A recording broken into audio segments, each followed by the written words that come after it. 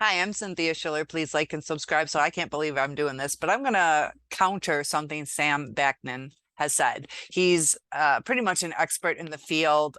He's all across YouTube, very intelligent. He's also a pretty extreme narcissist, but he delves way into the scientific, psychological stuff of narcissism. Plus, he is a narcissist and extremely intelligent. You can tell by his presentations that he pretty much knows what he's talking about, goes way deep into it. So he had said something that kind of struck with me. I'll share the video in the description below so you can see it. It's like the last 10-15 seconds of a 60-second video, but it was on psychopaths are not narcissists. So a psychopath can have narcissistic tendencies. And psychopaths, they like basically have no empathy. They don't care. They don't have remorse. But narcissists have varying levels of things. But we all hear that narcissists are liars or pathological liars. Now, we have to be careful because human nature in certain situations, when we become uncomfortable, when we don't want to take accountability, make a situation worse, or keep the peace, sometimes everybody lies. So narcissists really do seem to have certain traits. So he had said that the psychopaths lie and gaslight, not narcissists. He says that narcissists confabulate. So we're going to talk about confabulation so you can kind of understand what that word means and give me your opinion on that. All this research all across the board talks about narcissists lying, not wanting to take accountability. Since they don't want to take accountability, they lie.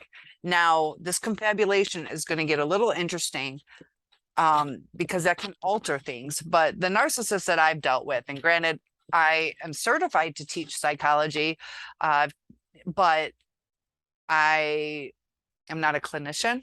But I've done a lot of research. And the thing is, like, how do you assess lies? You know, so what exactly is this confabulation? Narcissists definitely do this. There's provoked and also spontaneous confabulation. So when it's provoked, this happens when somebody creates an untrue story in response to a specific question. And confabulation is attempting to cover up for a memory that's been lost. So we talk about the gaps in the narcissist memories, the neurotransmitters not hitting with the neurons. They make up stories. They have altered beliefs of what happened. So what Sam VAKNIN is saying is that the narcissist gives their own truth. So it's not like they're lying. If I'm colorblind and I say that the sky is purple, I think it's purple. I'm not lying to you. That's what I believe. I'm not seeing a blue sky and telling you it's purple to manipulate you. That's my take on it. If I got different kinds of things going through my head. So when somebody confabulates, they're covering up for that memory loss. But the provoked is the most common, often occurs in people with dementia or amnesia. Now, spontaneous confabulation, this type is less common, but this happens when somebody tells a fabricated story without any obvious motivation, and they're not provoked to make up a story. To where, let's say I'm telling you that I miss America, and it's like, where is this coming from? Why are you saying this? And you know that when they say it, they believe it. So confabulation is usually associated with memory disorders. It can also be psychiatric conditions, brain injury, disease, but it's also been observed in healthy people that don't have any type of history of neurological disorders, any type of mental health issues, or any physical brain damage. But there are some signs and symptoms, and it'll show an underlying issue with this person's memory. So sometimes, you know, our narcissist is like, I didn't say that, or we never thought about that, or we've already discussed it. They have an altered memory. So they're not really lying to us. that's their perception. Sometimes also when you lie so much, it becomes their own truth. You know, let's say with the fish story, you know, I went fishing, my fish was this big, and over time you start lying, and then you're like, I think it was wider than my hips. It was, you know, and so you start not remembering correctly because you've lied so much. So narcissists also alter by the repetitive lying. So when you have confabulation, it's not meant to lie. It's without motivation for them to misremember the information. So narcissism is really tricky. It's very different in my eyes to a lot of the different mental illnesses, schizophrenia and multiple personality, that stuff too. I want to get into with some of my other videos, but the narcissist will have a lack of awareness that this memory that they have is distorted, isn't quite correct. And when people point out the errors within this memory, the person doesn't really care that we're trying to correct them because it's something that they believe. So they're going to be dismissive of it and not take to heart what we're trying to say. So the stories that they have are from the person's memories, and usually the information that's remembered incorrectly is formed from past or current experiences and the ongoing thoughts that the person may have. So this story can sometimes be realistic, unrealistic, probable, improbable, might be plausible, might be well put together, and other stories might seem so far-fetched, so out of the comprehension realm. So it gets really tricky because confabulation, this is not the same as lying. So when people tell a lie, what they are doing is they are presenting information in a conscious state, conscious intent to fool or to manipulate people. Now, narcissists are manipulators. They, from my experience, they do lie. They know what they're doing. And they seem to lie more than most people. But according to Sam, that's not the case. It's just confabulation. It's just altered memories. I know that some of the lies are straight up lies. And, you know, like needing heart surgery type stuff. It's like, it's made up. It's a lie to get out of doing something. And then they're like, wait, what? Did I say that? But it's like, you purposely said it. It's not like you thought you had to have it. So I don't know. I need to research a little bit more because I don't know about going up against Sam VAKNIN because he is really intelligent. But I'd like you to help me with this research because I disagree. They it's really hard, but I can understand the confabulation within the narcissist because I've seen it both ways where they're highly intelligent, remember things that I don't remember, little details about certain things, dates. I'm real good on some of it, but they are able to remember certain things. But other times you're like, wait, what? We never did that together. I never said that. And it makes us question our reality. They also do it where they forget things that they've said. And like my first one I was really sick and he said that, you know, you're really sick. If you need to go to the doctors, I'll pay for it because I didn't have medical insurance. We were living together. And I went to him the next morning. I'm like, I'm still really, really sick. Is it still okay to go to the ER? And he's like, what? I never said that. and also about eloping. And he's like, I never said that. And it's like, makes you feel crazy. And you're like, I know you said it. So is it with harmful intent? Or do they just forget? It's really hard to say, but it's not my mind, because I want to call my mom to babysit while we went to elope. So I know that it was said. It wasn't in the middle of a dream or something like that.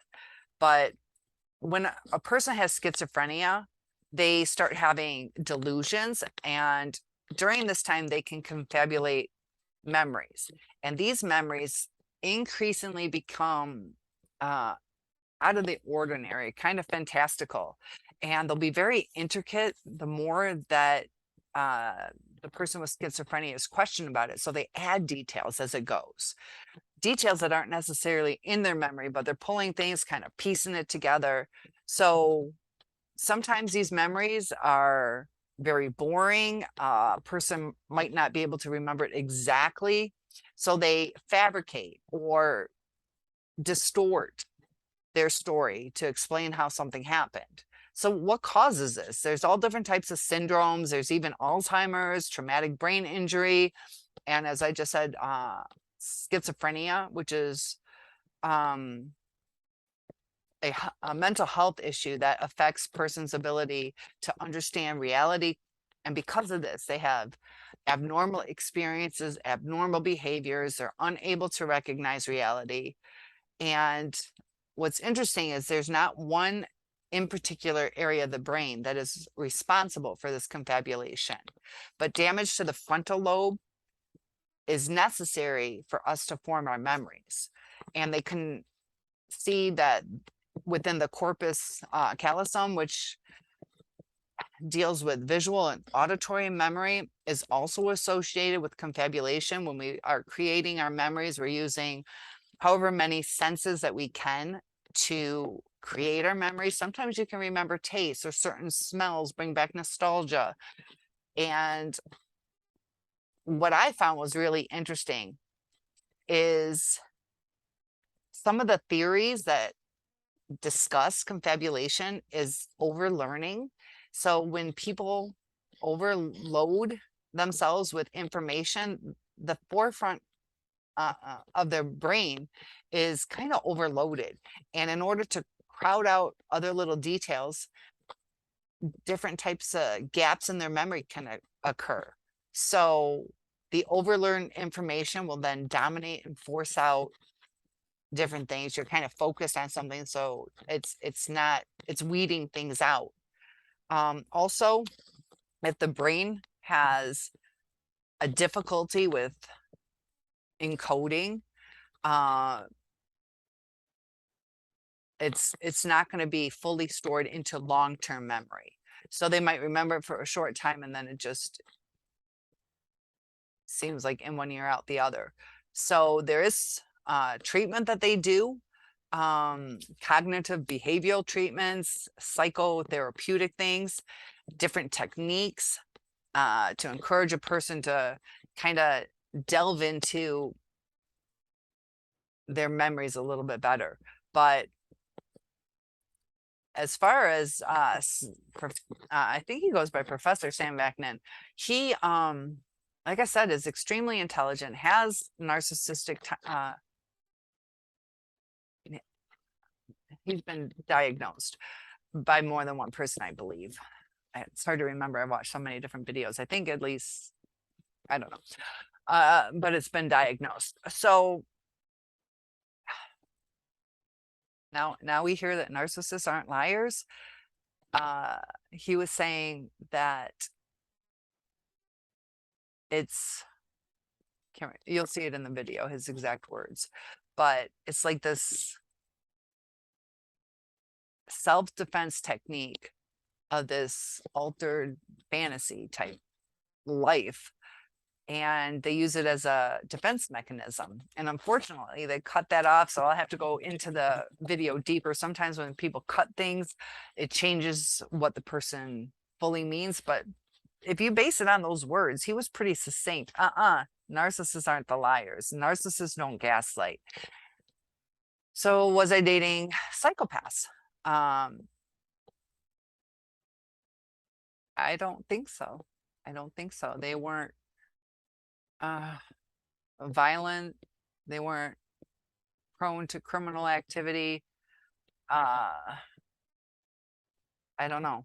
Uh, Psychopaths are different than narcissists, but they can be a narcissist. I mean, there's comorbidity, which makes it really hard to say.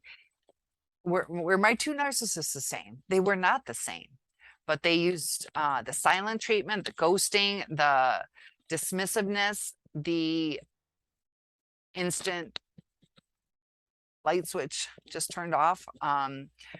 You know, saying that you're building a life with them and then instantly change it. My first one was, oh, you got a speeding ticket, we're done. The other one was, please hang on, please hang on, please hang on. Silent treatment. So it's like, what drives you insane? But the confabulation, I can see that. You know, I've seen that with my first one. I lived with him. And you could see the stories changing. And how much of that did he really believe? Sometimes I think he did, but it was like the fish stories. Like he was a fisherman, but it was also he was a cop, and it's like the person's race even changed within this one story he would tell. It turned out to be a scrawny white guy, and I believe it was on drugs, but a scrawny white guy, and then it turns into this big black guy, and it evolved, and then all of a sudden there's three big guys, and it's like, wait, the person even changed like race and weight and size, and I wonder to this day what he should be able to believe or recall what reality was. But sometimes you think, you know, he worked 25 years, 30 years, I believe close to 30 years in the force, that sometimes memories can get joggled. So it's hard to understand what really goes on in their minds. And we can never know. We can put the pieces together and use our interpretation, and we're going to interpret it from our point of view, our experiences. Just like right now when I said, you know, a scrawny white guy, how scrawny is that to you? 80 pounds, 125, 145. So it's from your perspective, and that's where it gets tricky, because some of you are like, that's not scrawny, 145. Others are like, are you kidding me? I don't want some guy who's like 240. It's perception. And also, let's talk about love. When our narcissist said they loved us, is it their perception of love? Because you see, sometimes they loved you in the best way that they could, but it wasn't obviously true love, because if it's true love, they at least would miss you or you know, have remorse that a good person's gone from their lives. The cheating, the monkey branch, like there's lies. If you're cheating, there has to be lies, unless you're like, yeah, what's up, guess what I did last night, screw you. There's going to be lies in that. That's not confabulation. It's not confabulation. If you know, if they want to take out extra money from the bank account, or it's not always about sexual cheating, just going to their buddy's house and you want them to, it's their turn to cook dinner.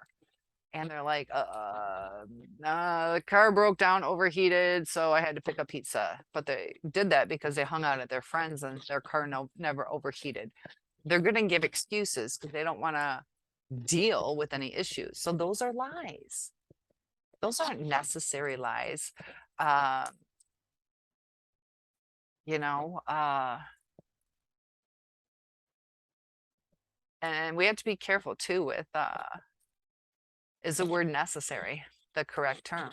You have your white lies. I remember the Von Trapp family, where the nuns, the Van Trapps, were on stage. That's from Sound of Music, where they're on stage and they're about to be taken over by the army. So the nuns disable the car, take out some parts, and they're trying to find them, and they took the parts out of the policeman's car, and they're like, we don't know what happened, but they did. But are they gonna, and also which way did they go? Like, they're protecting somebody. Like, if my kid's in the closet, you're about to shoot her, I'm not going to tell you where she is. That's what I'm talking about. But we have to be careful too on even just the, you look beautiful today. You know, everybody's beautiful in their own way, but if somebody's asking for an honest opinion, you know, it's hard. You don't want to hurt somebody's feelings, but you also want to be truthful, and you also have to see it from their point of view. You know, a short haircut on me won't make me feel pretty, but you might think it's beautiful, but it's not going to reassure me that I feel good. I don't know. It's hard to explain all this stuff when there's so many perceptions, so many people, so many memories and triggers that we all have. But comment below on what you think. Is the narcissist missing that checkup of being a liar and gaslighting? Because